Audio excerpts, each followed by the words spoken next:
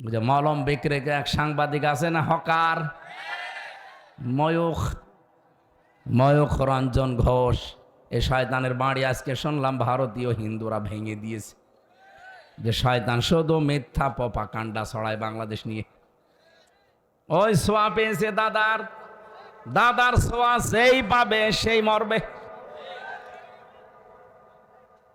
এতদিন আমরা শুনতাম এদেশের সাথে নাকি স্বামী স্ত্রীর সম্পর্ক, এই সম্পর্কর কথা বলে এখন ওরা আমাদের চট্টগ্রাম নিয়ে নেবে। এই যে ঘোষ, এ মলম বিক্রেতা কয়দিন বলছিল না যে চট্টগ্রাম নিয়ে নেব, বাংলাদেশ থাকবে না।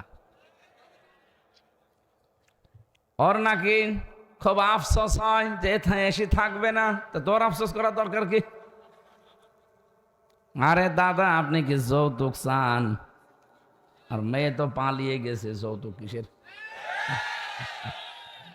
37টা দেশের ভিসা চলতো আগে, ইউরোপীয় ইউনিয়নের 37টা, সবগুলো দেশের ভিসা ভারত থেকে ডক্টর ইউনূস বাংলাদেশে নিয়ে চলে এসেছে। দাদাদের মাথা খারাপ হয়ে গেছে।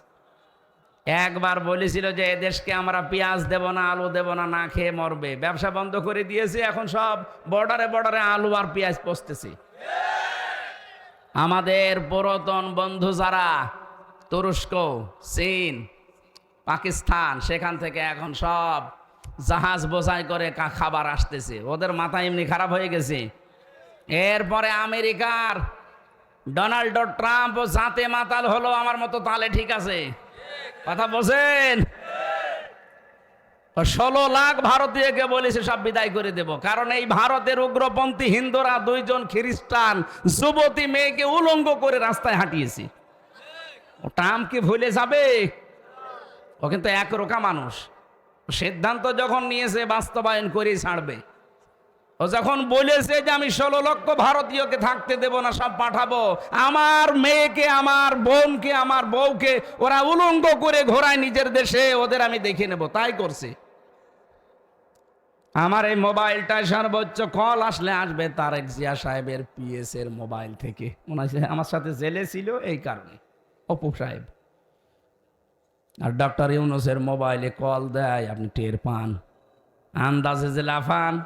ওটা মাথা না, ওটা একটা ম্যাগনেট। কিচ্ছু বলে না, হঠাৎ করে এমন কাজ করবে দাদার ধুতি খুলে যাবে। খালি বলেছিল যে 7 সিস্টার থাকবে না, ও ধুতি আছে কিনা দেখে না। মাথা এমনি খারাপ হয়ে গেছে আপনাদের, আমরা জানি।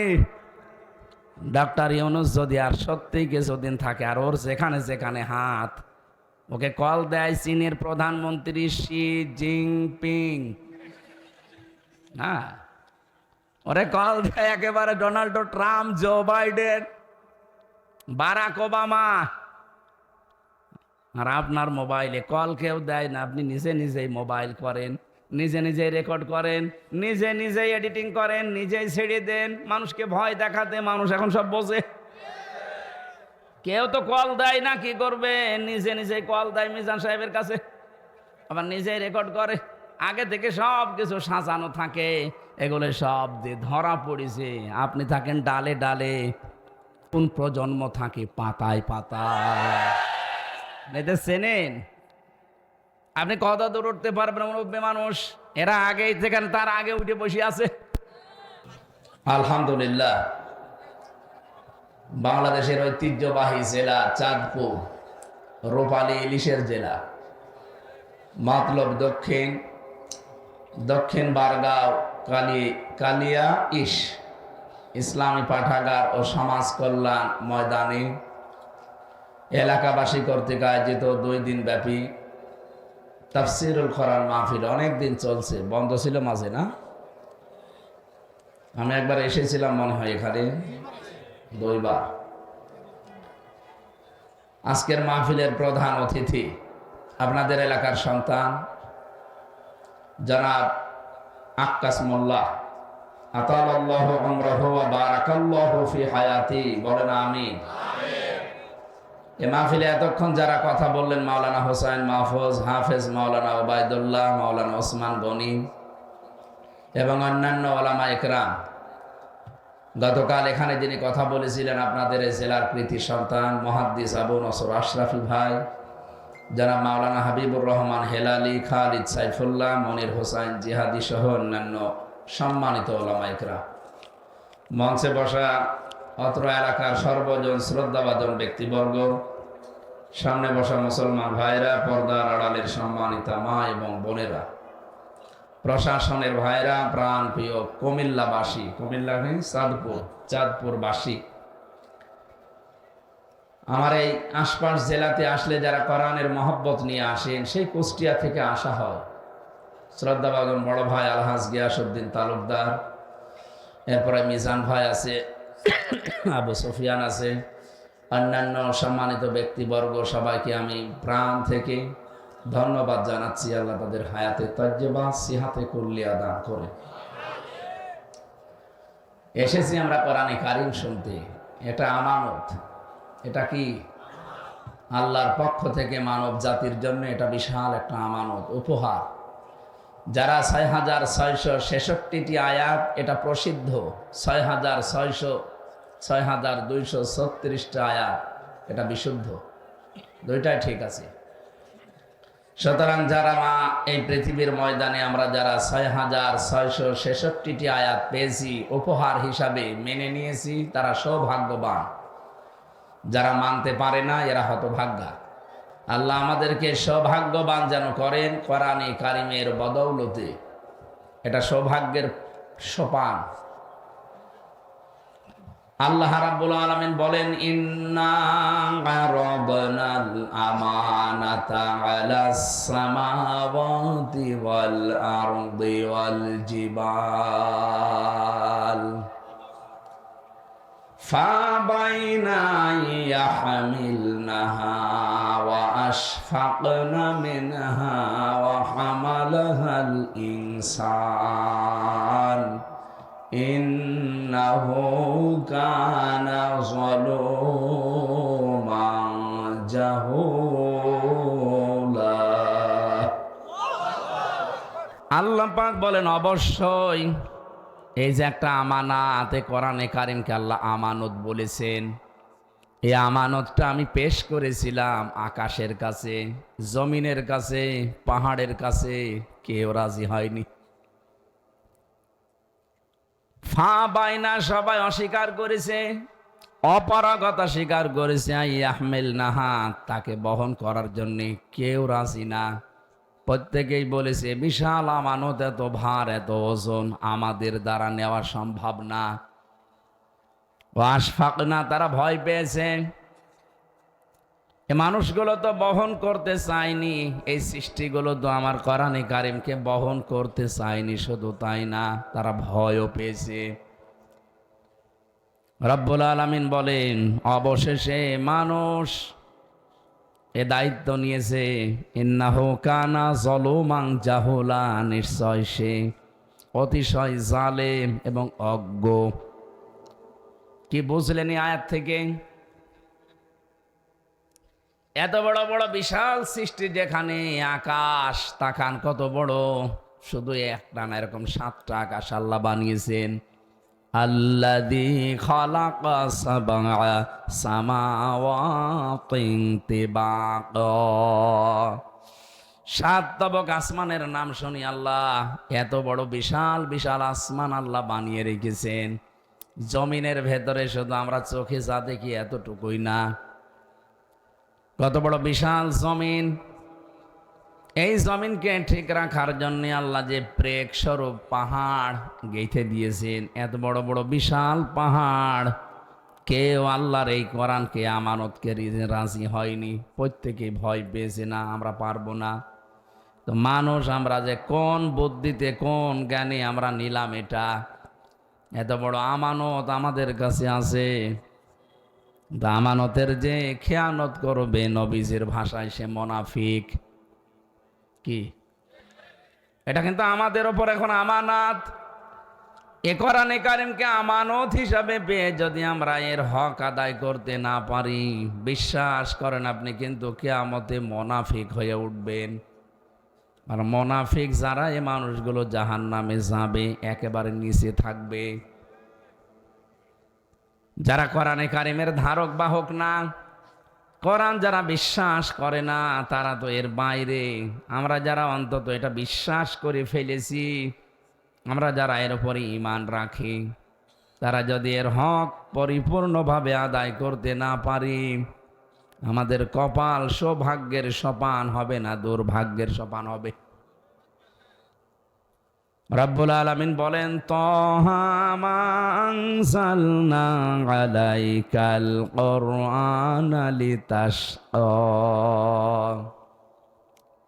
এ কোরআন আমি এই জন্যে দেইনি যে আপনি না খেয়ে থাকবেন, মায়ের খাবেন। দুনিয়াতে কোরআনে কারিম দিয়েছি এই কারণে যে আপনাকে কোরআন দিয়ে আমি উপরে তুলতে চাই। জোরে বলেন সুবহানাল্লাহ। লাউ আনজালনা হাযাল কুরআনা আলা জাবালিন লারাআইতাহু খাশিআম মুতাসাদ্দিআম মিন খাশিয়াতিল্লাহ। রব্বুল আলামিন বলেন, যদি আমি এই কোরআনে কারিমকে পাহাড়ের উপরে নাজিল করতাম, নবী আপনি জানেন কি হতো দৃশ্য? আল্লাহ রাআইতাহু, অবশ্যই আপনি দেখতে পেতেন, খাশিআতাম মুতাসাদ্দিআ। দুইটা শব্দ দিয়েছেন আল্লাহ। এক নম্বরে সে ভয়ে বিনীত হয়ে, দুই নম্বরে বিভক্ত হয়ে যেত, খণ্ড খণ্ড হয়ে যেত। মুতাসাদ্দিকান শব্দের শাব্দিক অর্থ হচ্ছে দুই ভাগ হওয়া। পাহাড় পর্যন্ত দুই ভাগ হয়ে যেত।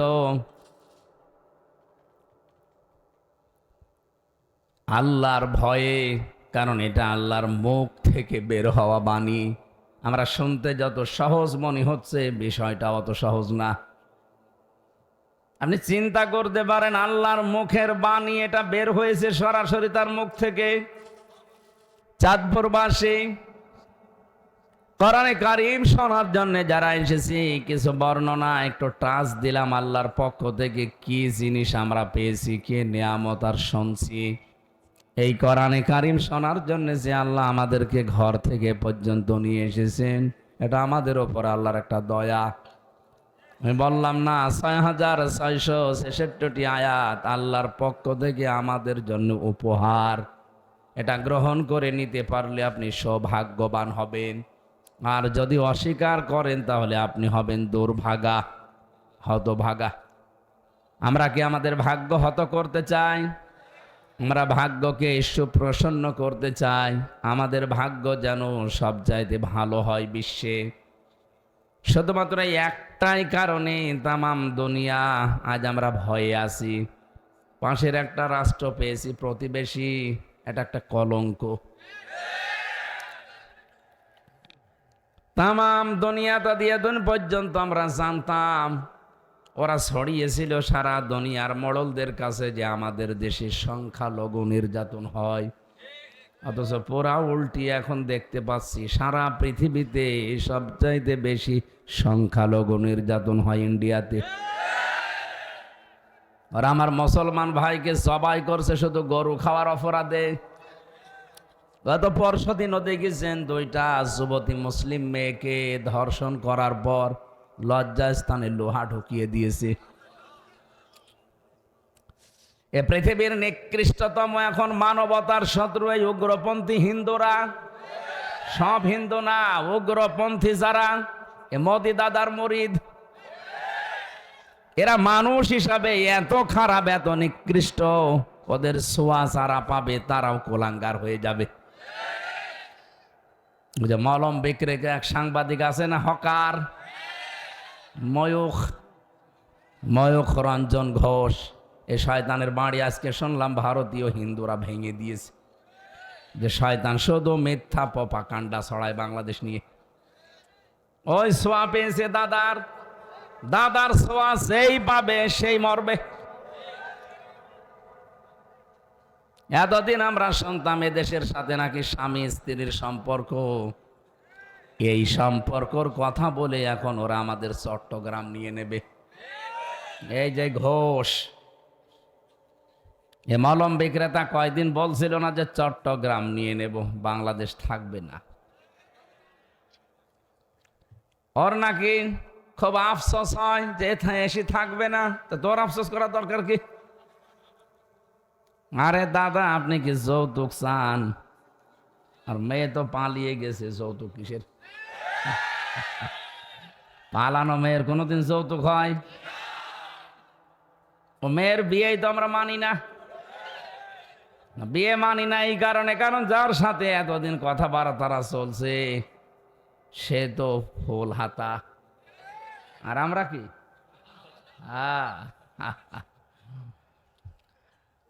ফুল হাতার সাথে তো হাফ হাতা যাবে না, যাবে?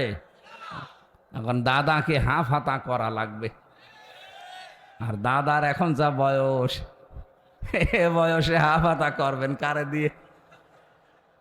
কোন হাজাম দিয়ে করতে গেলে দেখা যাচ্ছে গোড়া থেকে কেটে বাদ দিয়ে দিল, ও বিয়ে করার স্বাদ জীবনের মতো মিটে যাবে।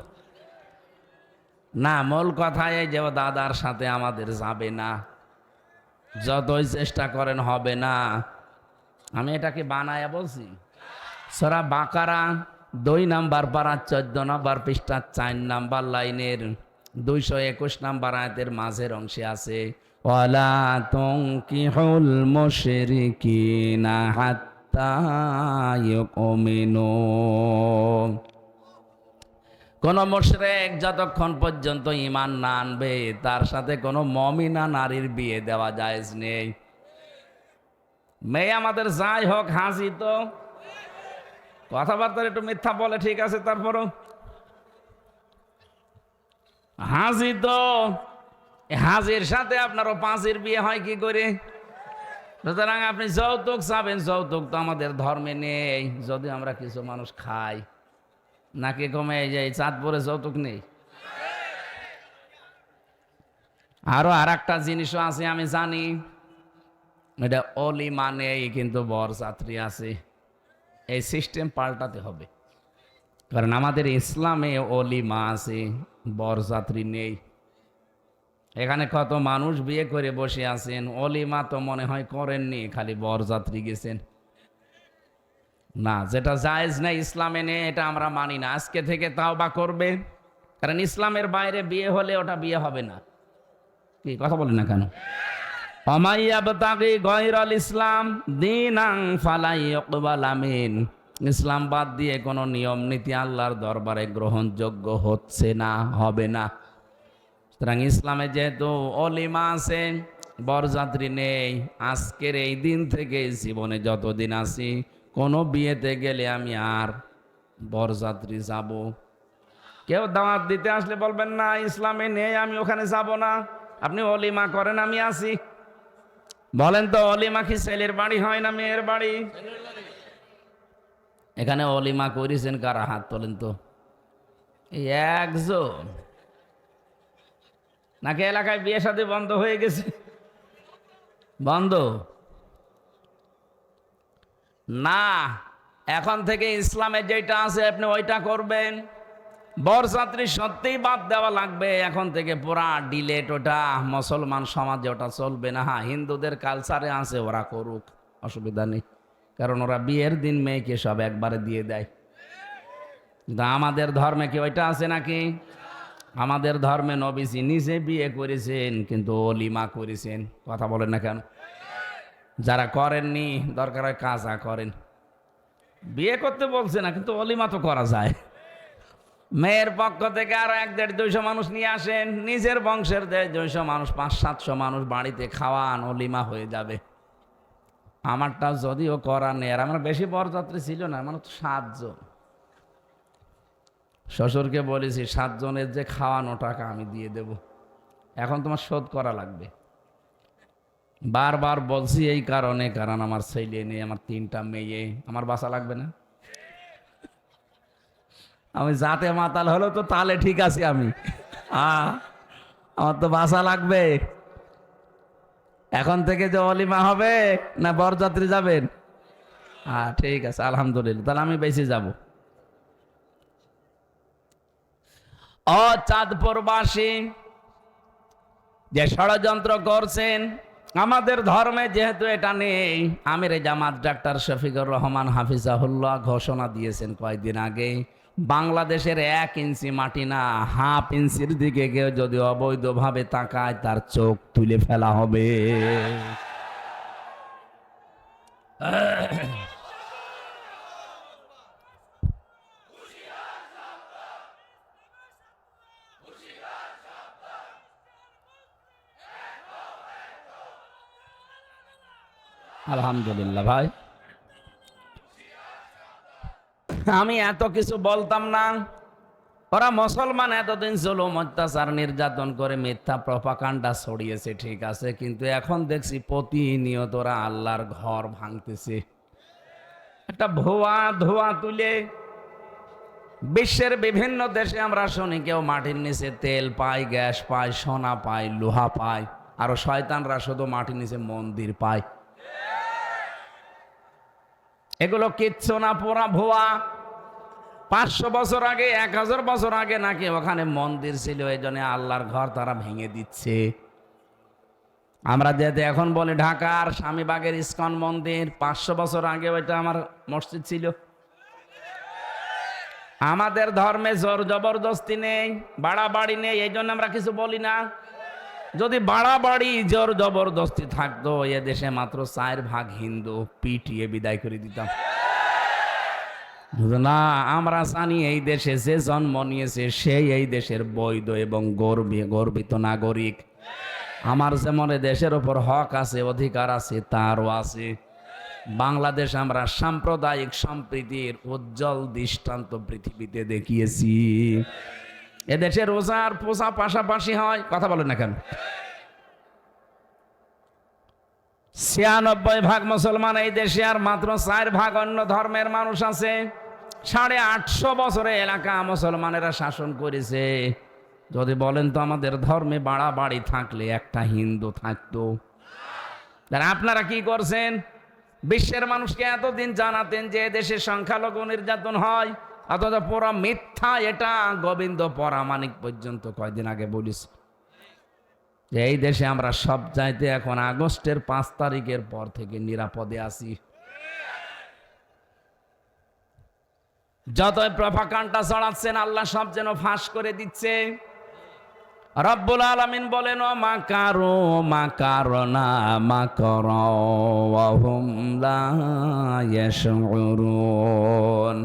ওই মানুষগুলো ষড়যন্ত্র করেছিল, আর আমি আল্লাহ একটা কৌশল করেছিলাম। ওদের ষড়যন্ত্র আমি আল্লাহ নস্যাৎ করে দিয়েছি, ওরা টেরও পায়নি।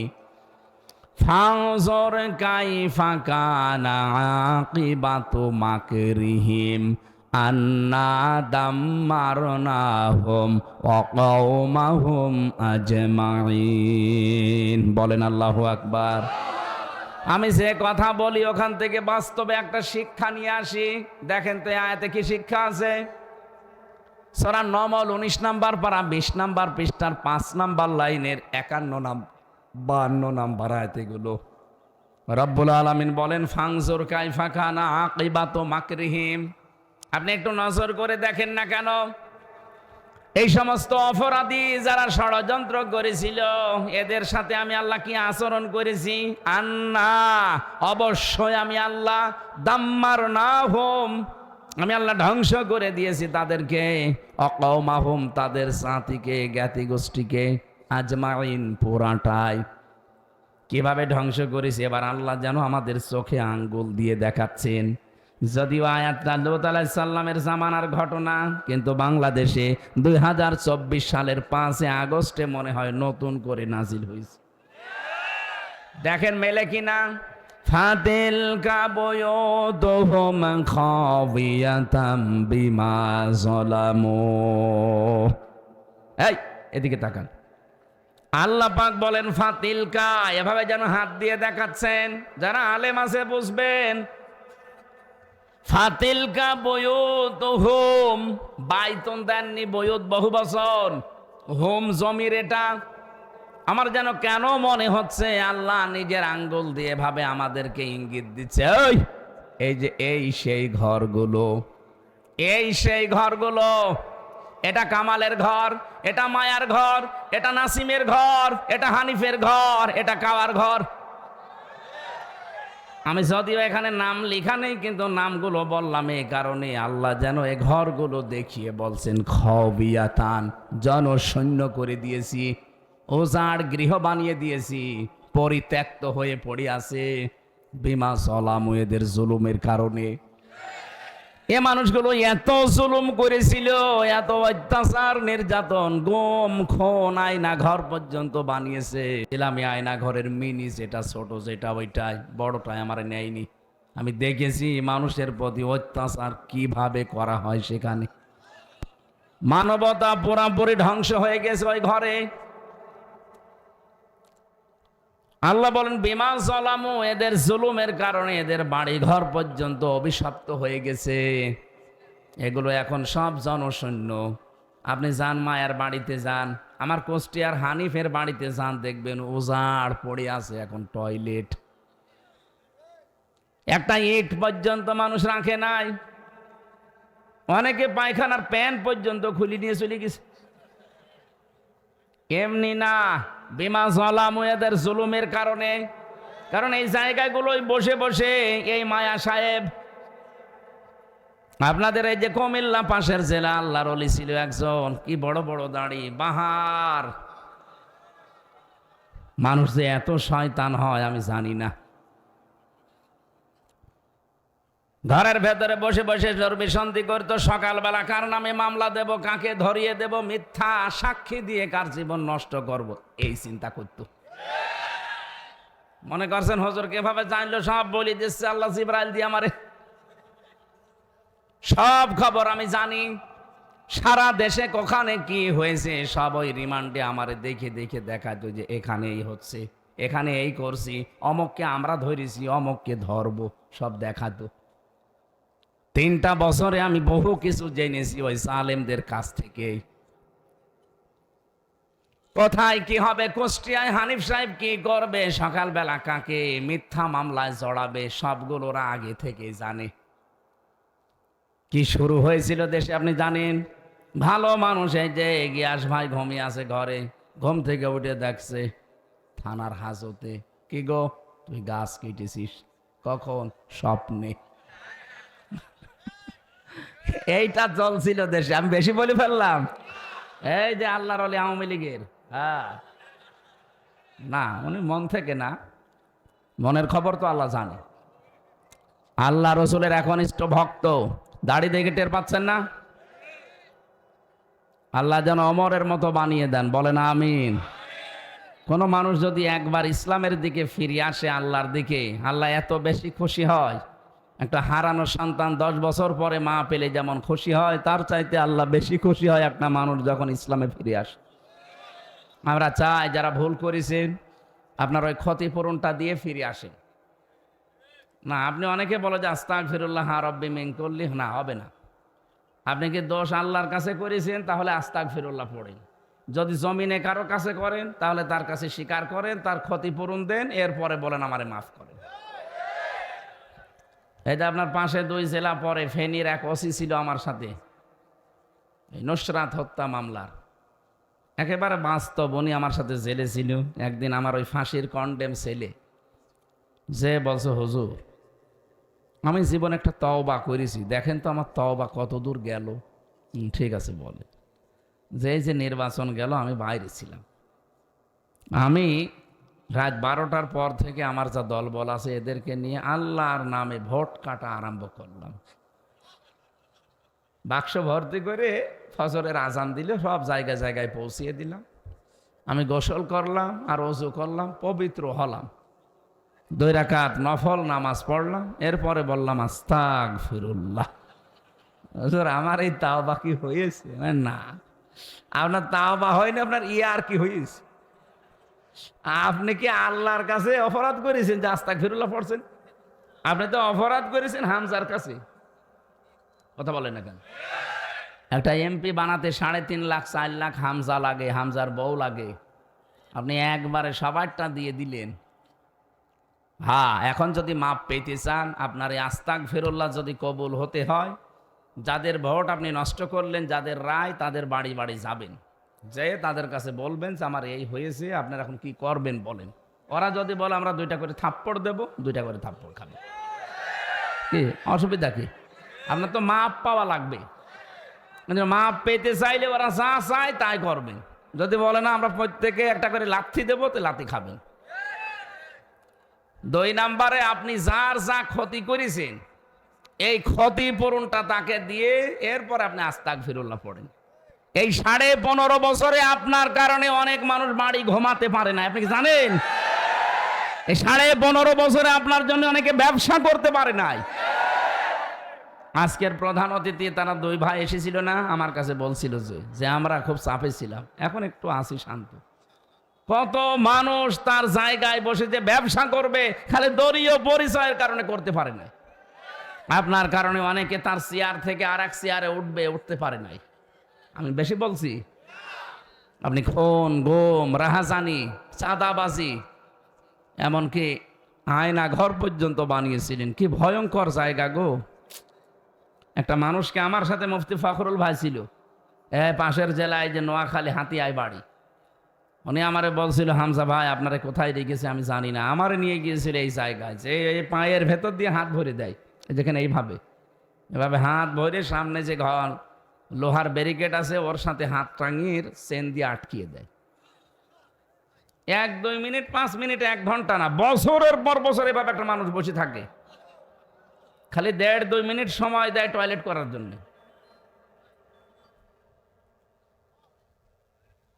সকালবেলা কয়েকটা ছোলা দিয়ে যায়, দেখলাম পচা ছোলা। তাও আমাদেরটা তো হালকা দিয়েছে ভালো, ওদেরটা আরো কঠিন।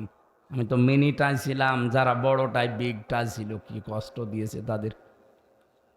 দুপুর বেলা 1 মুঠ খাবার দিয়েছে, তো 1 বাটির ভেতরে 4-5 রকমের তরকারি দিয়ে মনে হচ্ছে কেউ মাখিয়ে দিয়েছে। কয়দিন ওভাবে খেতে পারবেন? তারপরও তো মাথার উপরে বিশাল টেনশন যে আমি বেশি আছি কিনা কেউ জানে না। কত মানুষের দেখতাম এত বড় বড় নখ হয়ে গেছে, চুল দাড়ি গোপ এত বড় বড়, মনে হচ্ছে জঙ্গল থেকে আসতেছে। রাতের বেলা কাউকে কাউকে এত পিটাতো, আওয়াজ হয়তো বাঁচাও, কিন্তু উপরে তো আওয়াজ যাবে না, মাটির নিচে। হঠাৎ রাত 2টা-3টার সময় এসে 4-5 জন মুখ বাঁধা লোক কালো কাপড় দিয়ে আপনার ঘরের সামনে এসে বলবে রেডি হন। ঘর তো ঘর না, একটা জিন্দা কবর। এদিকে 3.5 হাত, এদিকে 1.5 হাত, এতটুকু জায়গার ভেতরে। তারপরও পায়ের সাথে দেখতাম অনেকের চেন বেঁধে রেখেছে, যে পা নড়াবেন না, পায়ের সাথে চেন বাঁধা। কেউ কেউ আঙ্গুল দিয়ে দেখতাম দেওয়ালের সাথে খসিয়ে খসিয়ে লিখে রেখেছে যে ভাই যদি বাইরে কেউ যেতে পারেন এই নাম্বারটা একটু জানাবেন যে এই লোকটা বেঁচে আছে। কেউ আছে 8 বছর, 10 বছর, 14 বছর পড়ে আছে দুনিয়ায়, কেউ জানে না। ওই লোকটা নিজের নামও বলতে পারে না, যে কি আমার নামও জানে না। আর কতদিন আপনি নাম মনে রাখবেন? কেউ তো আপনাকে ডাকে না। আপনার নাম যে হামজা, আপনি ভুলে গেছেন, কারণ এই বছর কোন বছর চলছে, কোন সাল, এটা কি মাস চলে, কি বার আজকে, কয়টা বাজে, আপনার জানার কোনো উপায় নেই। কাউকে জিজ্ঞাসা করবেন, গরম শুনবেন। আমার মাঝে মাঝে মনে হয়তো আল্লাহ এখানে যারা দায়িত্ব পালন করে 8 ঘন্টা পর পরে তো পাল্টায়, তো এরা যে বাইরে যায়, ওরা সংসার করে কি করে? ওদের কি সত্যি কি অনেকের মনসত্ব একেবারে নষ্ট হয়ে গেছে। এত বড় জুলুম আমার মনে হয় আল্লাহ এই কারণেই ধরেছে।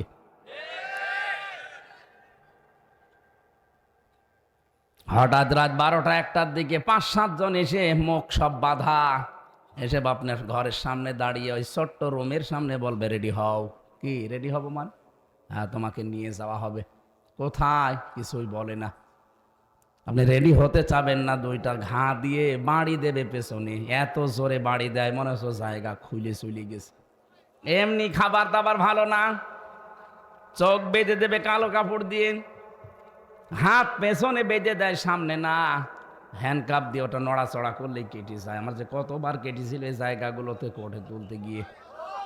আমরা 11 ঘন্টা টাঙিয়ে রেখেছিল দড়ি দিয়ে, পায়ে বেড়ি দিয়ে, পেছনে হাত দিয়ে, কিচ্ছু জানি না। ওরা নিজেরাই বলতো মাঝে মাঝে যে আপনার কোনো দোষ নেই, আমরা জানি, কিন্তু আমরা যা বলতে বলছি এই কথাগুলো আদালতে বলা লাগবে। কি আকিস গ্রুপে চাকরি করেন, ওর বিরুদ্ধে বলবেন ও আমাদেরকে টাকা দেয় রাষ্ট্রের বিরুদ্ধে কথা বলতে।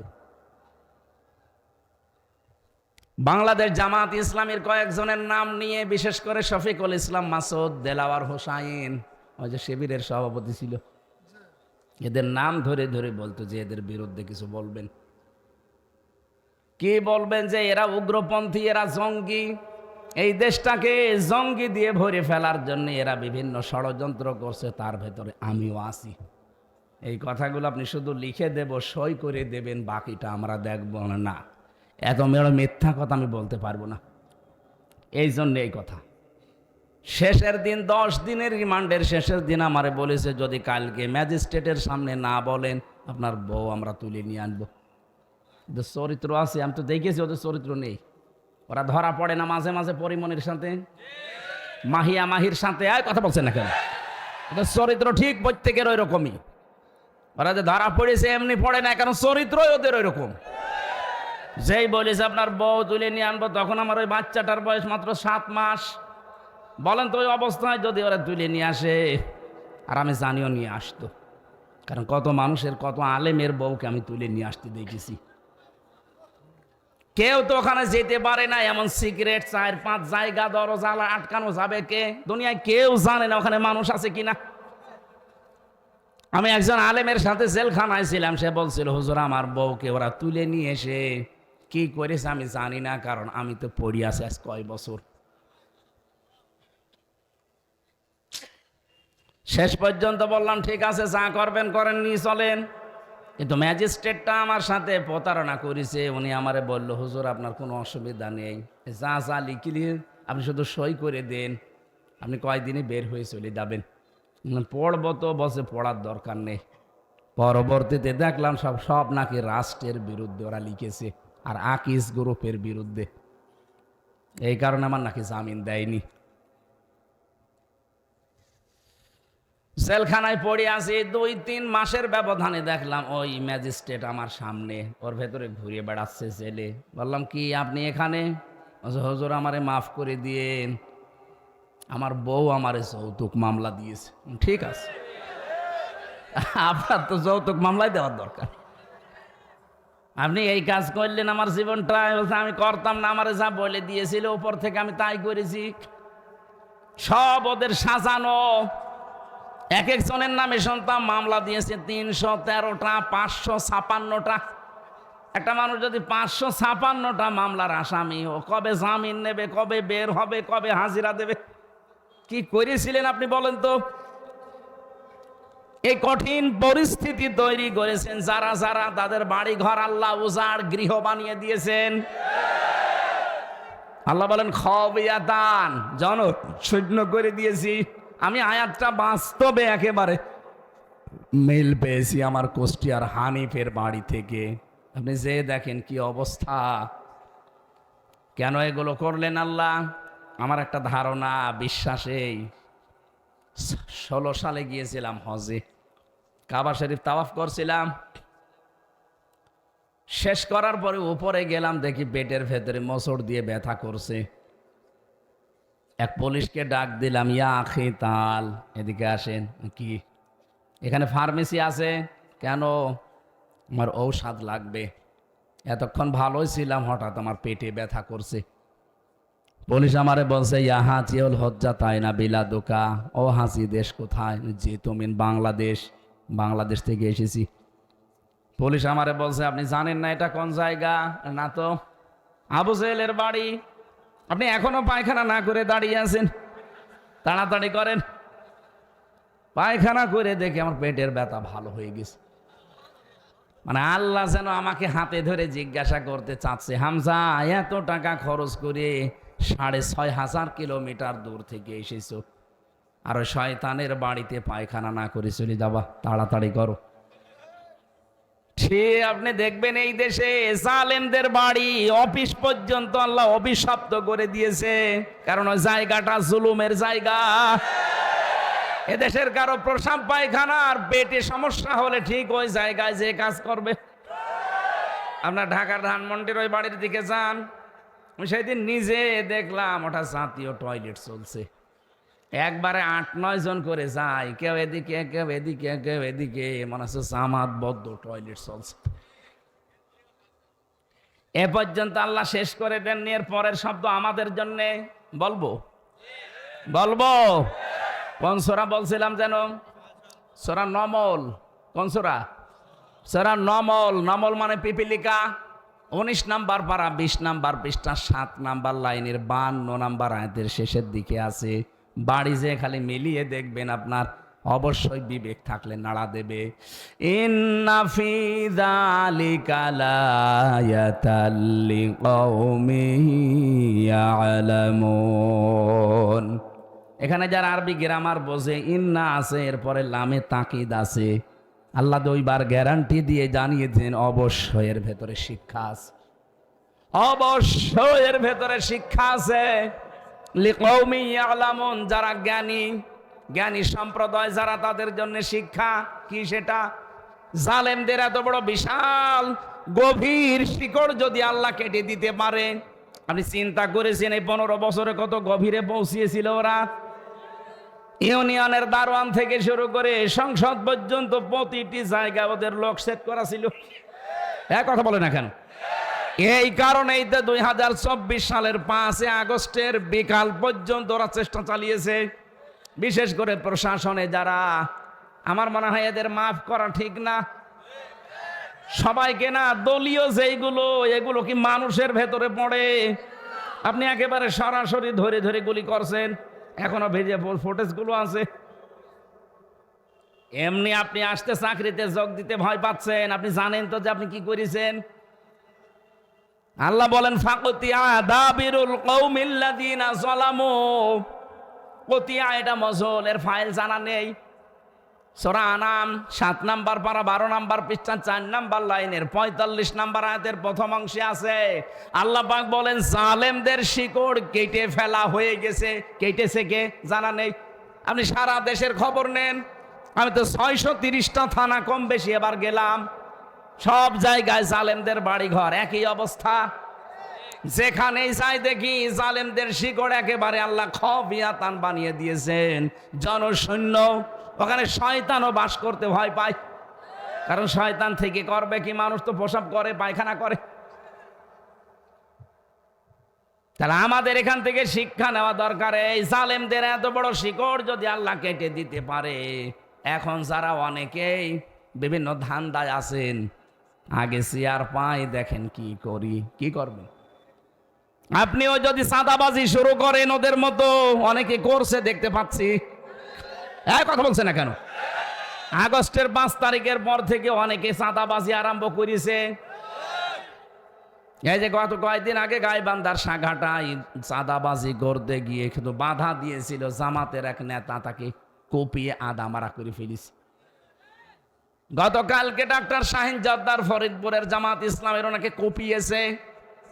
কারা করছেন এগুলো জাতি কিন্তু সব জানে। বিশেষ করে প্রশাসন আর গোয়েন্দা বিভাগে আমি একেবারে গভীরে তাদের সাথে কথা বলছি, দেখছি তারা কিন্তু 5 তারিখের পর থেকে সব পর্যবেক্ষণে রেখেছে। কি কি কনে কনে কি করছেন সব তারা জানে। তারা সব কিছু পর্যবেক্ষণ করছে, কি কারা এ দেশটা আসলে হাতে নিতে পারে। আপনারা যা করছেন, দল বড় তাতে কি, জনগণ কিন্তু আপনাদের চাইতেও বড়। এরা সব বুঝছে যে কি হচ্ছে, কি করা লাগবে। এই নারায়ণগঞ্জে বন্দরে একজন দেখলাম নিজে একেবারে ভিডিও করছে আর চাঁদাবাজি করছে, একেবারে ঠেট দিয়ে বলছে কালকে এখান থেকে চলে যাবে, নাই এত টাকা দিবি। আপনি কি মগের মূল্য পেয়েছেন নাকি? এখনো পর্যন্ত শহীদদের রক্ত শুকিয়ে যায়নি, এখনো মানুষ মরছে। এক কথা বলছেন এখন। গতকালকেও একজন মারা গেছে, আরাফাত 5 তারিখে গুলি খেয়েছিল, এই ঢুকে ঢুকে আজকে মারা গেল গতকাল। এখনো পর্যন্ত শহীদরা শহীদ হতে আছে, আর আপনি চাঁদাবাজি আরম্ভ করে দিয়েছেন। এ জনগণকে কি পাগল পেয়েছেন নাকি? এরা সব কিন্তু বোঝে, সময় যখন আসবে উল্টিয়ে যাবেন। এই জন্য এখনো থামেন। আমিরে জামাত ডাক্তার শফিকুর রহমান অলরেডি ঘোষণা দিয়ে দিয়েছে, এই দেশে যদি ইসলাম আসে প্রথম নাম্বার কাজ বন্ধ হবে যে চাঁদাবাজি। চাঁদাবাজি আমরা করি না, কাউকে করতেও দেব না, কারণ ইসলাম এইটাই, আমি করব না, করতেও দেব না। কারণ অন্যায় যে করে, অন্যায় যে সহে, দুইজনে অপরাধী। বাংলাদেশে এখন ঠিক ওই পর্যায়ে চলে যাচ্ছে। আগস্টের 5 তারিখের আগে এই দেশে মাত্র 100 জনের 15 জন মানুষ এদেশে চাইতো যে কোরআন কায়েম হোক। আর এই কয় মাসের ব্যবধানে এখন 100 জনের 58 জন মানুষ চাচ্ছে এদেশে ইসলাম কায়েম হোক। কারণ মানুষ সব বুঝে ফেলেছে যে ইসলাম ছাড়া এদেশে শান্তি পাওয়া যাবে না। ইসলামের বাইরে যারাই আসবে তারাই ওদের মতোই হবে। সাদাবাজি আছে কিন্তু নাম পাল্টিয়েছে, এই জন্য এটাও থাকবে না। ইসলাম আসলে সর্বপ্রথম বাংলাদেশ থেকে সাদাবাজ মুক্ত করা হবে। সাদাবাজি যারা করে তারা আমার জন্য তো এখন দোয়া করবে যে হুজুর বেঁচে থাক। তাদের বাড়া ভাতে আমি ছাই দিয়ে দিচ্ছি, গরম ভাতে ছাই দেওয়া হচ্ছে না। গরম ভাত পেলে সবচাইতে বেশি বেজার হয় বিড়াল। এক কথা বলছে না কেন? ওরা কিন্তু বিড়ালের জাত। যারা সাদাবাজি করে খায়, যারা চুরি ছিনতাই করে, এগুলো বিড়ালের চাইতেও খারাপ। আমরা বাঘের বাচ্চা, বাঘের জাতি। আমরা সত্যিই যদি একটু শক্ত হয়ে হুঙ্কার দিতে পারিও, বিড়ালরা নিজের এলাকা ছেড়ে পালাবে।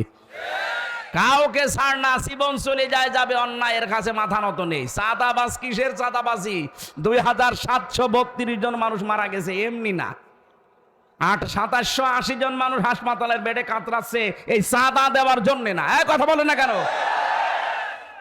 কালকে এক হিন্দু পুরোহিত ঠাকুর আমিরে জামাতের আগে বক্তব্য দিয়েছে গাইবান্ধায়।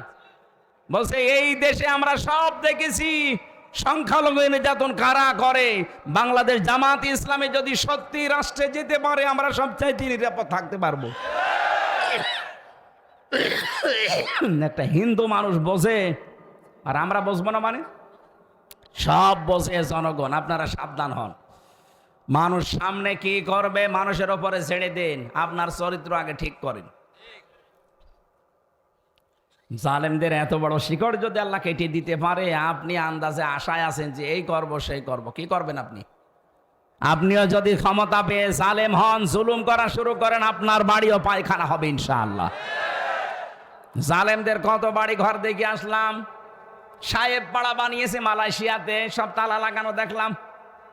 বেগম পাড়া বানিয়েছে কানাডায়, কেউ থাকে না। এ শয়তানরা পালিয়েছে, জালেমরা কিন্তু থাকতে পারে না।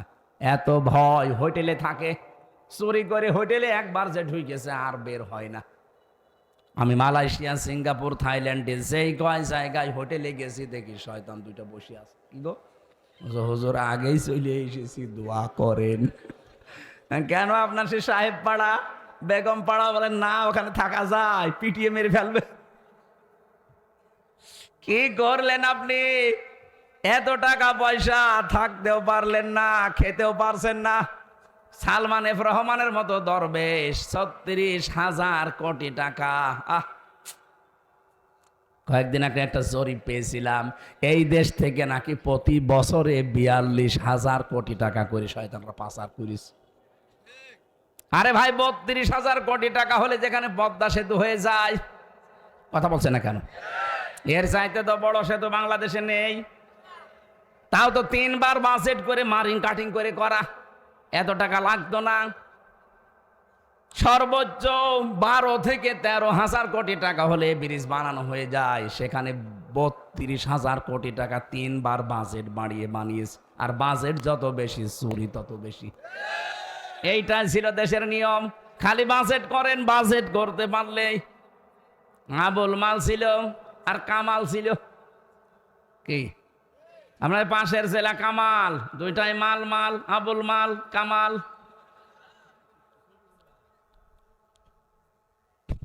কি মাল কামিয়েছে কোথায় আপনারা? এখন মাল ব্যবহার করবেন না। কোথায় আছেন আমরা সব জানি। জনগণ কিন্তু এদেশে এখন যে অবস্থায় আছে, অন্তত আমার মনে হচ্ছে এই দেশে কিয়ামতের আগে কোনো জালেম আর আসতে পারবে না। আজকে ডক্টর ইউনূসের সাথে আমেরিকার কি কথা হয়েছে সকালবেলা দেখেছেন? অনেকে মনে করছে যে বুবু শর্ট করে ঢুকে পড়বে। কিসের শর্ট করে ঢোকা? সব উল্টিয়ে দিয়েছে। 37টা দেশের ভিসা চলতো আগে, ইউরোপীয় ইউনিয়নের 37টা। সবগুলো দেশের ভিসা ভারত থেকে ডক্টর ইউনূস বাংলাদেশে নিয়ে চলে এসেছে। দাদাদের মাথা খারাপ হয়ে গেছে।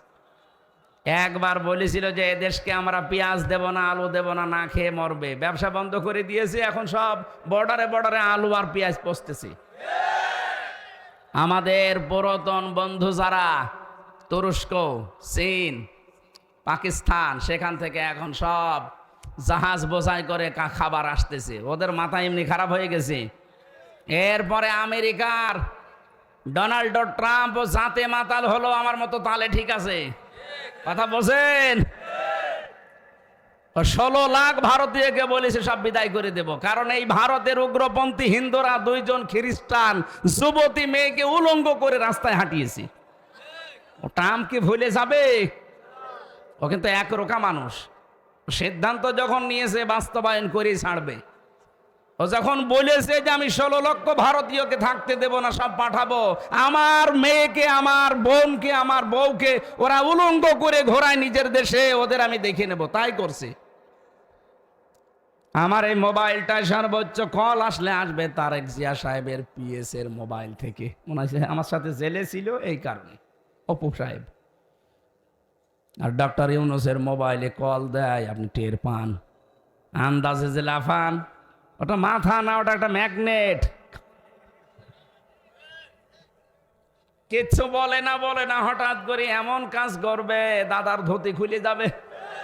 খালি বলেছিল যে 7 সিস্টার থাকবে না, ও ধুতি আছে কিনা দেখে না। মাথা এমনি খারাপ হয়ে গেছে আপনাদের, আমরা জানি। ডক্টর ইউনূস যদি আর সত্যি কিছুদিন থাকে, আর ওর যেখানে যেখানে হাত, ওকে কল দেয় চীনের প্রধানমন্ত্রী শি জিনপিং, না ওরে কল দেয় একেবারে Donald Trump, Joe Biden, Barack Obama. আর আপনার মোবাইলে কল কেউ দেয় না, আপনি নিজে নিজেই মোবাইল করেন, নিজে নিজেই রেকর্ড করেন, নিজে নিজেই এডিটিং করেন, নিজেই ছেড়ে দেন মানুষকে ভয় দেখাতে। মানুষ এখন সব বোঝে। কেউ তো কল দেয় না, কি করবে, নিজে নিজেই কল দেয় মিজান সাহেবের কাছে, আবার নিজেই রেকর্ড করে। আগে থেকে সব কিছু সাজানো থাকে, এগুলো সব দিয়ে ধরা পড়েছে। আপনি থাকেন ডালে ডালে, কোন প্রজন্ম থাকে পাতায় পাতায়, এদের চেনেন? আপনি কত দূর উঠতে পারবেন? মুরব্বী মানুষ, এরা আগে যেখানে তার আগে উঠে বসে আছে। সব কিছু এখন ফ্ল্যাশ হয়ে যাচ্ছে, যে আপনি যা করেন সব ভয় দেখাতে। উগ্রতা ছড়ায় মাঝে মাঝে মানুষের ভেতরে। মনে করো কথা শুনে মানুষ লাফাবে, যারাই লাফায় তাদের পেছনে লাল হয়। গোপালগঞ্জে এত পিটানো পিটিয়েছিল, লাফিয়েছিল কয়দিন শুনলাম, ওই কয়দিন ঢাকা থেকে গোপালগঞ্জ কেউ যাওয়া আসা করলে, বসে আসলে 300 টাকা, দাঁড়িয়ে আসলে 1000 টাকা। এই যে বাসের মালিক আছে।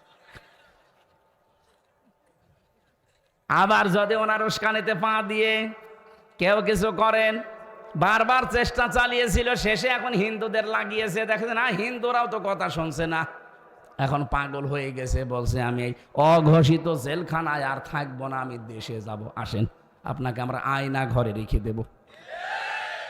যা করেছেন 10 বছর 14 বছর লাগবে না, শুধু 5 মাস 6 মাস থেকে দেখেন। আপনি কিছুদিন থাকেন, এমনিতে আল্লাহর কাছে চলে যাবেন।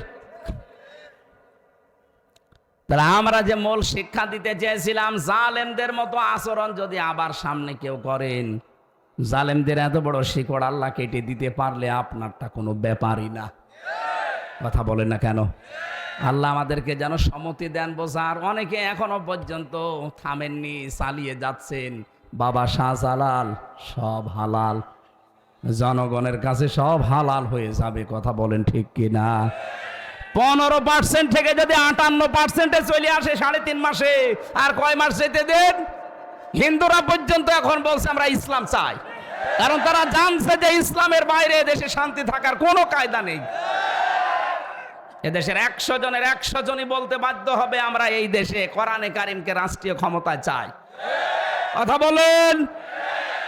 মাওলানা মামুনুল হক হাফিজাহুল্লাহ, লোকটা 3 বছর আমার পাশের রুমে ছিল। মাঝে মাঝে দিনের বেলা দেখা হতো, বলতো ভাই বাইরে থাকতে ভাবতাম কি, আর ভেতরে আসি দেখছি কি।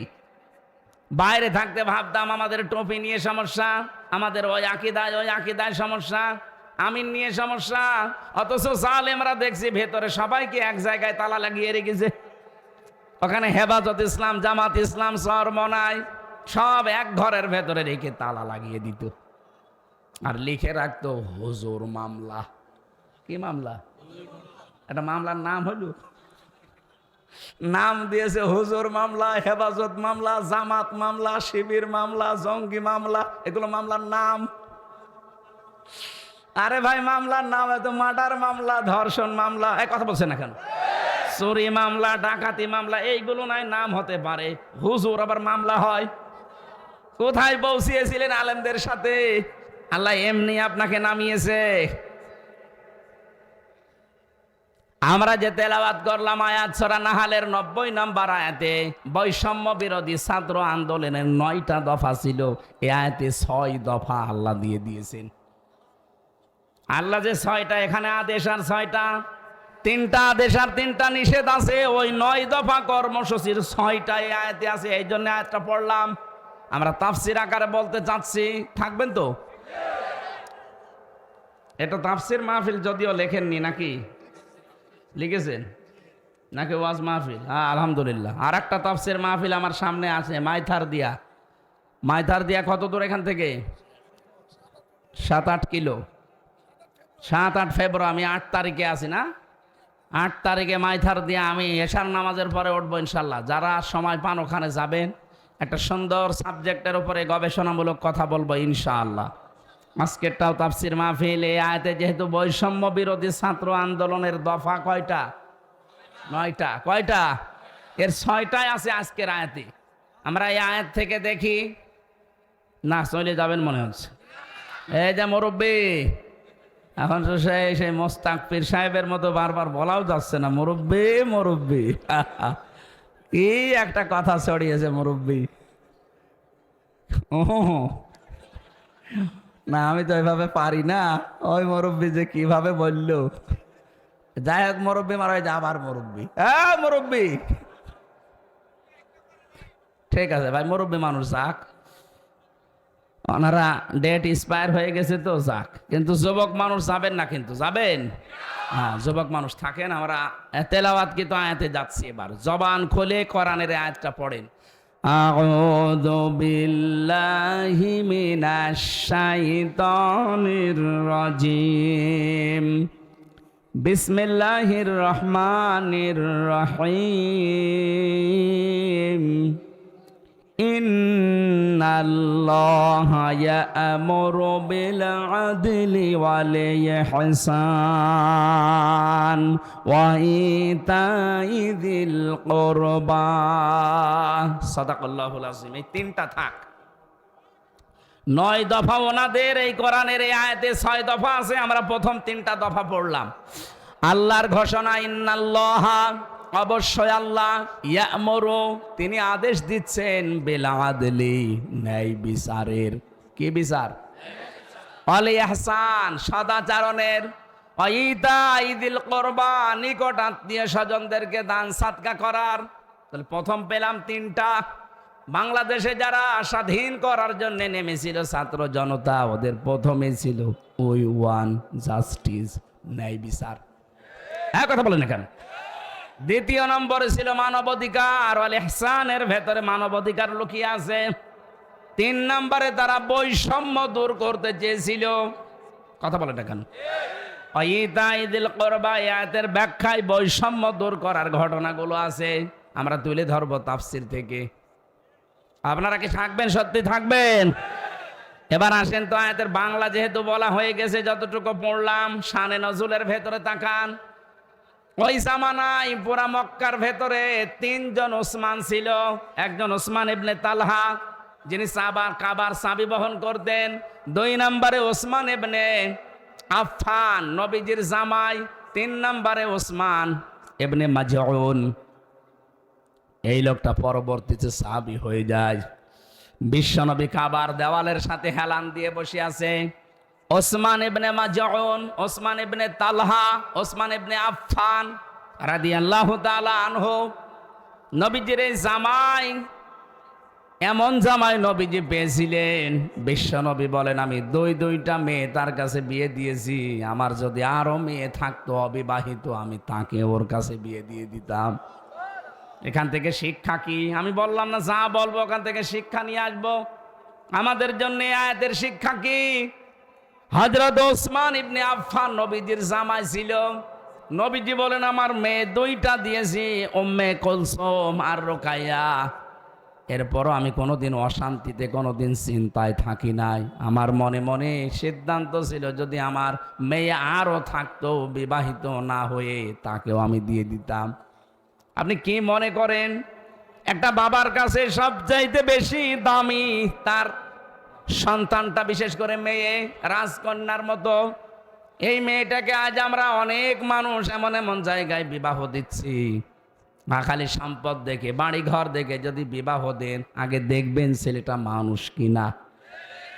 খালি সম্পদ আর টাকা পয়সা দেখে যদি বিবাহ দেন, আজকেই পেপারে দিয়েছে দেখলেন, সন্তানটাকে না দেখে খালি টাকা পয়সা আর জমি জায়গা ঘর বাড়ি দেখে বিয়ে দিয়েছিল, কিন্তু ছেলেটা মানুষ না, ওটা মদখোর।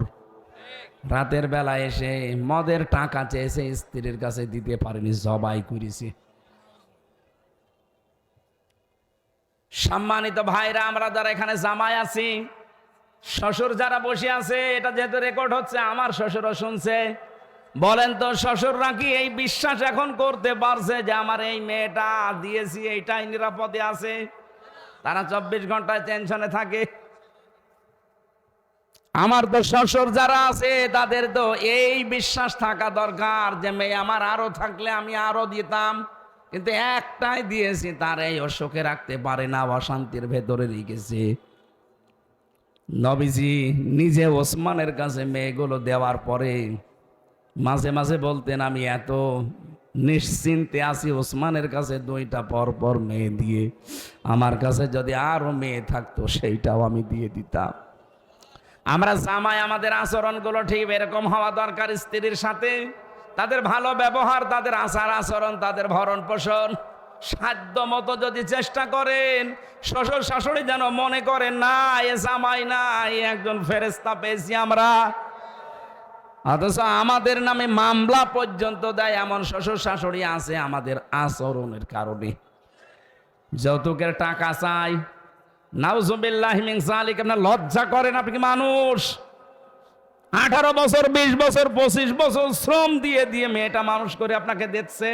ওই মেয়েটা জীবনেও কোনো কাজ, কোনো উপকার এই বাবার লাগবে না। ওই বিয়ের পর থেকে মরণ পর্যন্ত যা করবে সব আপনার জন্যে। কথা বলছেন এখন?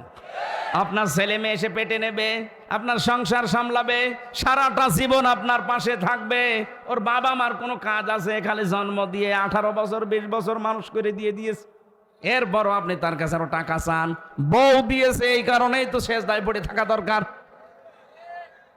আমরা যদিও সবাই পারছি না, কিন্তু এটা পারা লাগবে। কথা বলেন না কেন? আর মা বোন যারা এসেছেন তাদেরকে আমি শক্ত হওয়ার জন্য বলছি। আমি নিজে পুরুষ, আমি জানি আমাদের দুর্বলতার জায়গা কোনটা। আপনারা শক্ত হবেন। আপনার স্বামী যদি বাম হাতের ইনকাম করে, জায়েজ যতটুকু উপায় করে অতটুকু নিয়ে সন্তুষ্ট থাকবেন। নিজের চাহিদাকে আপনি সীমাবদ্ধ করবেন। আপনার স্বামীর উপায় মাসে 20,000 টাকা, আপনি যদি আপনার সাজতেই প্রতি বছরে এমন এমন আবদার করেন, ও কাজ করতে 18,000 চলে যায়, ও বাকি কি করবে 2,000-এ? এই জন্য আপনাদেরকে বলছি, মা বোনেরা, মেয়েরা এসেছে? হ্যাঁ, বিভিন্ন জায়গায় যারা বসে আছেন আপনাদেরকে বলছে, রেকর্ড হচ্ছে, কালকে সারা দুনিয়ায় যাবে। সম্মানিত মা বোন যারা এসেছেন বা আসবেন, শুনবেন, আপনাদের আমি এক কথাই বলছি, শক্ত হবেন। আমি ভাই, আমি পুরুষ, আমি জানি পুরুষের দুর্বল জায়গা কোনটা। আমি সিক্রেট ওপেন করে দিলাম। আপনারা শক্ত হবেন। কোনো হারাম ইনকাম করে যদি বাড়িতে আসেন, বলবেন না ওইটা খেয়ে স্বামী স্ত্রীর মিলনের পরে যে সন্তান পেটে আসবে, সন্তানটা জন্মগত ভাবেই তো হারামখোর হবে। এই কথা বলেন না কারো? সন্তান জন্মগত ভাবেই তো হারামখোর হবে। ও হারামখোরের কাছে কি আশা করা যায়? সুতরাং আমি এত কষ্ট করে 10 মাস 10 দিন পেটে রাখবো, কোনো হারামখোর সন্তান আমি পেটে রাখতে রাজি না। হয় আপনি আমার বাদ দেন, নাই হারাম ছাড়েন। আপনি বারবার এরকম শক্ত হবেন, দেখবেন ও এমনি টাইট হয়ে যাবে। আর ইসলাম যদি সামনে আসে, আপনারা তো রাজরানীর মতো থাকবেন। আমিরে জামাত বলে নাই, যদি ইসলাম এই দেশে আসে যে মেয়েদেরকে জুজুর ভয় দেখানো হয়, যে ঘরবন্দি করে রাখবে, অত্যাচার চালাবে, কে বলেছে আপনাকে? ইসলাম এ দেশে কায়েম হলে সবচাইতে বেশি নিরাপদে থাকবে মেয়েরা। তারা এক একজন হয়ে যাবে বাঘের মতো। আজ তারা কত জুলুম, অত্যাচার, নির্যাতনের শিকার। দুইবার মহিলা আনলাম, কি হইলো? যৌতুকও বন্ধ করতে পারে না। চাচা এরশাদও ছিল 9 বছর, কিন্তু 10 বছর ছেলে ছিল। চাচা এরশাদও কি করলো? পুরুষ নির্যাতনও সে বন্ধ করতে পারে নাই। উনি যদি পুরুষ নির্যাতনটাও বন্ধ করে যেতে পারতো, তারপরও তো আমরা এখন বাঁচতাম। কত বড় ঝামেলায় আছি আমরা জানেন। সম্মানিত মা বোনদেরকে আমি আর একটা কথা শোনাই, আপনি শুধু নামাজ পড়ে রোজা রেখে কালো বোরকা পরে জান্নাতে যেতে পারবেন না যতক্ষণ পর্যন্ত বৈধ কোনো কাজে আপনার স্বামী আপনার উপরে নারাজ হয়ে যাবে। এই জন্য সাবধান, এই বিষয়টাও কিন্তু গুরুত্বপূর্ণ খুব। শুধু নামাজ পড়ে রোজা রেখে কালো বোরকা পরে জান্নাতের আশা করা যায় না। স্বামী যাদের আছে তাদের জায়েজ হুকুমগুলো মেনে তাদের খুশি রাখা লাগবে, কারণ তাদের এত দাম আল্লাহ দিয়েছেন। নবীজি বলেন, যদি আল্লাহ বাদের সেজদা জায়েজ থাকতো, মেয়েদেরকে বলতাম স্বামীর পায়ে সেজদা করো। কোথায় তার মর্যাদা আপনি এখনো টের পাননি। এই জন্য সাবধান থাকবেন, এই জায়গায় খুব সতর্ক। উনি যদি জায়েজ কোনো হুকুম করে, জীবন থাকতে আপনাকে মাস্ট বি মানায় লাগবে। জান্নাতের 8টা দরজা ওই মহিলার জন্য আল্লাহ খাদিজাতুল কোবরার সাথে খুলে রাখবে। আমি 2 জন মহিলার জীবনী পুরা পড়েছি। একজনকে আল্লাহ জান্নাত বানিয়ে পাঠিয়েছেন, আর একজন আল্লাহর কাছে জান্নাত চেয়ে নিয়েছেন। হযরতে খাদিজাতুল কোবরার জন্য আল্লাহ জান্নাতে আলাদা একটা ঘর বানিয়ে তার জন্য সুসংবাদ দিয়েছেন যে জিবরাইল, আমার খাদিজাকে জানাও তার জন্য জান্নাতে আল্লাহ আলাদা করে একটা ঘর বানিয়ে রেখেছে। ওই ঘরের ভেতরে সে ছাড়া কেউ যেতে পারবে না। ওই ঘরটা নয়েজ মুক্ত, আওয়াজ মুক্ত, কোনো আওয়াজ নেই। কারণ তে স্বামীর জন্য ঘরটাকে আওয়াজ মুক্ত করে রাখতো, ঝামেলা মুক্ত করে রাখতো। মা বোন যারা এসেছেন বা শুনছেন, আপনি স্বামীর জন্য যদি ঘরটাকে আনন্দময় করে রাখতে পারেন, নয়েজ মুক্ত, আওয়াজ মুক্ত, গোলমাল মুক্ত, ঝগড়াঝাটি মুক্ত করে রাখতে পারেন, কিয়ামতে খাদিজার সাথে আপনিও জান্নাতে যাবেন। আর একজন মহিলার জীবনী পড়েছি, হযরতে আসিয়া। তার জন্য আল্লাহ জান্নাতে ঘর বানায়নি, তিনি ঘর চেয়ে নিয়েছিলেন। আল্লাহ সরাসরি জান্নাতে পাঠিয়ে দিয়েছিলেন তার উপর অত্যাচার দেখে। হযরতে আসিয়া বলেছিলেন, ইযে ক্বালাত রাব্বি বিনিলি ইনদাকা বাইতান ফিল জান্নাহ। হে আল্লাহ, তুমি আমার জন্য জান্নাতে ঘর, জান্নাত পাঠিয়েছো না, জান্নাতে একটা ঘর আমার জন্য বানাও যেখানে বসে তোমাকে দেখা যায়। 2 জন মহিলার স্বামী কেন্দ্রিক বিষয়। একটা স্বামীকে অতুইনু আলা দীনি যাওজাতিহা। নবীজি বলেন যে স্ত্রী তার স্বামীকে দ্বীনের কাজে, ইসলামের কাজে, মানবতার কাজে পাঠিয়ে দিয়ে আরো ছাড় দেয়, সুযোগ দেয়, উৎসাহ দেয়, এই মহিলাকে আল্লাহ জান্নাতের ভেতরে 8টা দরজায় খুলে রাখবে। ভালো করে শোনেন, অতুইনু আলা দীনি যাওজাতিহা। যেই মহিলা তার স্বামীকে দ্বীনের কাজে, ইসলামের কাজে, একামতে দিনের কাজে হোক, ইসলাম প্রচারের কাজে হোক, অথবা মানবতার কোনো কাজে ছাড় দেয়, সুযোগ দেয়, আর তাকে উৎসাহ যোগায়, পেছন দরজা দিয়ে যে করেন আপনি, ওই মহিলাকে কিয়ামতের দিন 8টা দরজা খুলে বলবে যে দরজা দিয়ে পারো প্রবেশ করো। কিন্তু 100 জনের 98টা মহিলা এই কাজ আর স্বামীর পক্ষে করে না, আরো বাধা দেয়। এখানে যত স্বামী আছে বলেন তো, কোন স্ত্রী এগুলো করে? যে আপনি দিনের কাজ করছেন, একামতে দিন প্রতিষ্ঠার কাজ করেন, আপনি মানবতার জন্য কাজ করেন, আমার পরিবারে যা হচ্ছে আমি দেখছি, কষ্ট হলো আমি মেনে নিলাম, আপনি করেন, আপনাকে আমি উৎসাহ দেই, আরো আপনি বাধা দেন, আর নামাজ পড়ে আপনি জান্নাতে যাবেন। আল্লাহ আমাদের মেয়েদেরকে খাদিজাতুল কোবরা, উনি জীবনে 1 ওয়াক্ত নামাজ পড়েননি, রোজা রাখেননি, হজ করেননি, যাকাতও দেননি, কারণ এগুলো নাজিল হওয়ার আগেই তার ইন্তেকাল হয়ে গেছে। কি কথা বলেন না কেন? অথচ শুধু স্বামীকে সাহায্য করার কারণে ওনাকে আল্লাহ জান্নাতে ঘর বানিয়ে সুসংবাদ পাঠিয়েছে। এখান থেকে কিছু নেওয়া যায় না আপনার। তাহলে আপনি আপনার স্বামীর জন্য পেছন দরজা দিয়ে সাহায্য করবেন, যেন খাদিজার মতো আপনার জন্য আল্লাহ একটা ঘর জান্নাতে বানিয়ে রাখে। আর স্বামী যখন বাইরে থেকে আসবে এই ঘরটা নয়েজ মুক্ত রাখবেন। আসলে তো তার মাথা ঝালাফালা করে দেন, তার জন্য ঘরটা শান্ত সৃষ্ট করে রাখেন, নির্মল পরিবেশ তৈরি করেন, ও যেন বাইরে থেকে এসে তার ক্লান্তি দূর হয়ে যায়।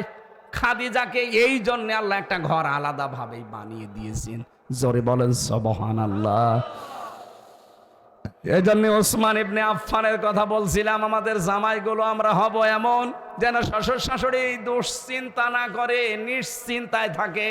ওনারা যদি মেয়ে আর একটা থাকে যদি আমাকে দেওয়ার মতো, তাও যেন দিতে চায়। আল্লাহ আমাদের জামাই যারা আছি ওসমানের মতো আর রোকিয়ার মতো বানিয়ে দাও, বলেন আমিন। আল্লাহ পাক প্রথম অর্ডার দিচ্ছেন, ইন্নাল্লাহা ইয়ামুরু বিল আদলি, তোমরা ন্যায় বিচার কায়েম করবা। কি বিচার? এখানে আদল মানে, আমি আদল শব্দের তিনটা ব্যাখ্যা পড়েছি।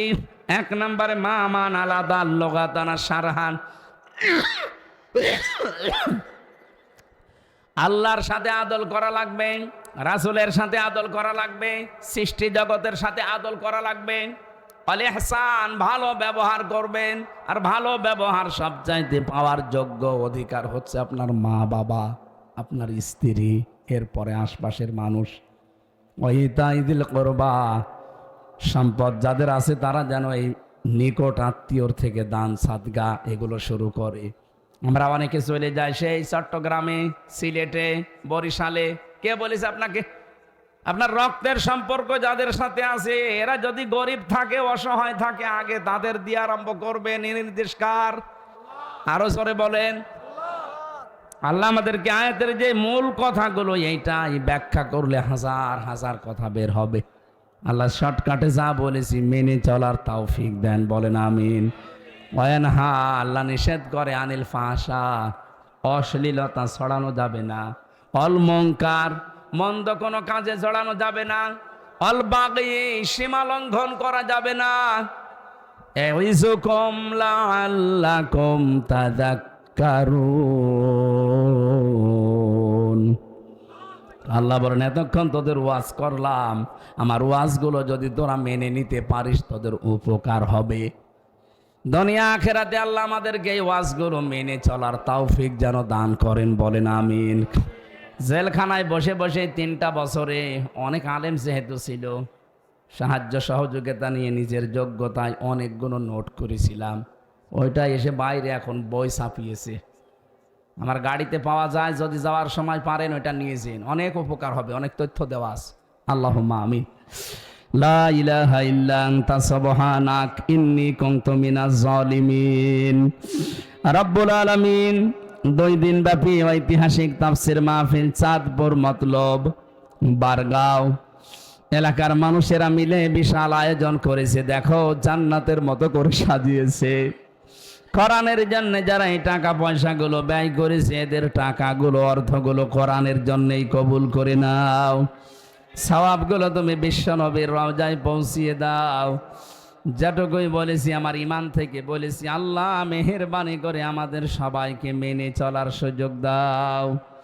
মাহফিলের সম্মানিত সভাপতি, প্রধান অতিথি, বিশেষ অতিথি যারা এসেছে, বিশেষ করে আলহাজ জাহাঙ্গীর আলম, আলহাজ গিয়াসউদ্দিন তালুকদার, মিজান ভাই সহ যত মানুষ দূর দূরান্ত থেকে এসেছে, মাহফিলের স্বেচ্ছাসেবক যারা, যে যুবকগুলো শ্রম দিয়েছে, আল্লাহ এদেরকে যে মা পেটে নিয়েছে মায়ের পেট খাদিজার মতো বানিয়ে দাও। রব্বুল আলামিন, বড় আশা আমাদের মনে, তোমার কোরআন দিয়ে জমিন চলছে, এটা দেখে মরার তৌফিক দাও। আমরা দেখতে পাচ্ছি কোরআনের হাতে দেশ আসবে পরিচয়, এ দেশ কোরআনের হাতে তুমি দেবে, সেই সিচুয়েশন আসতেছে। আল্লাহ আমাদের চর্ম চোখে দেখার সৌভাগ্য দাও। এলাকায় মাটির নিচে যারাই ঘুমিয়ে আছে কোরআনের ইজ্জতে তাদের মাফ করে দাও। রব্বুল আলামিন, সম্মানিত মা বোন যারা বিভিন্ন জায়গায় বসে আছে খাদিজার মতো বানিয়ে দাও। আগামীতে এই অনুষ্ঠানটা কোরআনের প্রসারে আরো বিশাল আকারে কবুল করো। রব্বির হামহুমা কামা রব্বায়ানি সাগীরা রব্বানা হাব লানা মিন আজওয়াজিনা ওয়া যুররিয়াতিনা কুররাতা আয়ুনি ওয়াজআলনা লিল মুত্তাকিনা ইমামা। কখন কার কাছে আজরাইল আসে আমরা কেউ জানি না। আজরাইল যখনই আসবে আমাদের কোনো দুঃখ নেই, যেন এই কালেমাটা আমাদের মুখ দিয়ে বের হয়, লা ইলাহা ইল্লাল্লাহু মুহাম্মাদুর রাসূলুল্লাহ। আসসালামু আলাইকুম।